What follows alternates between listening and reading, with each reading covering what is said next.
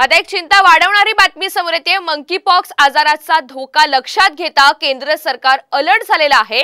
Monkey पॉक्सच्या जगभरात वाढत्या प्रसारामुळे केंद्र सरकारनं देशातील सर्व बंदरं, विमानतळांवर अलर्ट जारी केलाय।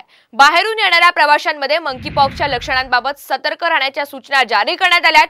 केंद्रानं सर्व राज्यांना संशयित रुग्ण आढळल्यास त्यांच्या विलगीकरणासाठी यंत्रणा उभारण्याचे आदेश सुद्धा दिलेले आहेत। भारतामध्ये अद्याप मंकी पॉक्सचा एकही रुग्ण आढळून आलेला नाही, पण खबरदारीचा उपाय म्हणून केंद्र सरकारनं आता हे आदेश दिलेले आहेत।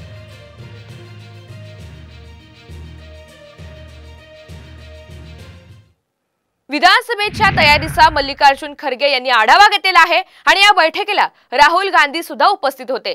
आघाडीचे सूत्र प्रचाराच्या मुद्द्यांवर या बैठकीत सविस्तर चर्चा झाली आहे आणि काँग्रेसकडून विधानसभा निवडणुकीची आता जोरदार तयारी सुरू करण्यात आली आहे।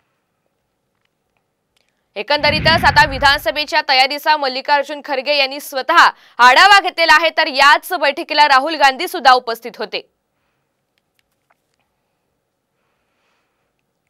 यानंतरची बातमी मनसेच्या संदर्भातील आहे। राज ठाकरे आजपासून विदर्भाचा दौरा करणार आहेत।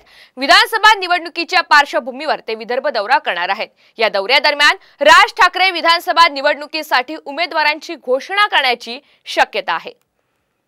एकंदरीतच राज ठाकरे आपण पाहतो ऍक्शन मोडवर आलेले असून आजपासून त्यांचा विदर्भ दौरा पार पडणार आहे आणि याच दौऱ्यादरम्यान ते उमेदवारांची घोषणा करण्याची शक्यता आहे।